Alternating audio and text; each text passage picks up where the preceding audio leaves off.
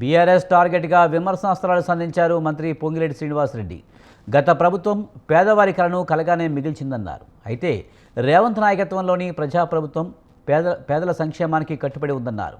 రాష్ట్ర ఆర్థిక పరిస్థితి అంతంత మాత్రంగానే ఉన్న ఇందిరమ్మ ఇళ్లకు అధిక ప్రాధాన్యత ఇస్తున్నట్లు తెలిపారు ఆయన.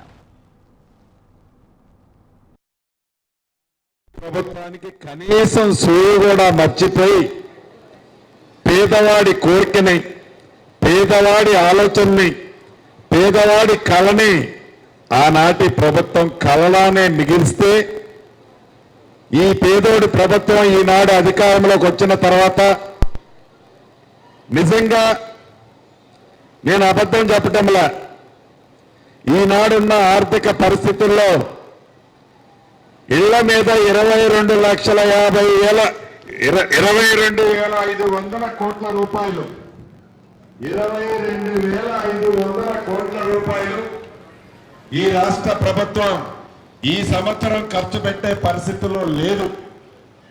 అయినా తల తాకట్టు పెట్టైనా పేదవాడి కళ కోసం, పేదవాడి ఆలోచనలకు అనుగుణంగా పరిపాలించే అవకాశం ఇచ్చిన పేదవాళ్ళకి ఈ అవకాశాన్ని సద్వినియోగం చేసి ఆ పేదవాడి కళ నెరవేర్చాలని మిగతా ఖర్చులన్నీ తగ్గించుకోనైనా ఆ పేదవాడి ఇల్లు కట్టుకోవడం దాంట్లో ప్రభుత్వ సహాయం ఇవ్వాలి అని గౌరవ ముఖ్యమంత్రి రేవంత్ రెడ్డి గారు కానీ, నా సహచర కేబినెట్ మంత్రులు కానీ ఒక ప్రణాళికాబద్ధంగా అందరూ అన్నారు. ఆనాడు పింక్ కలర్ పార్టీ కూడా అంది, ఇల్లు ఇస్తామని చెప్పారు. మీరు ఎప్పుడు ఇస్తారు? ఏం మాటలే చెప్తున్నారు?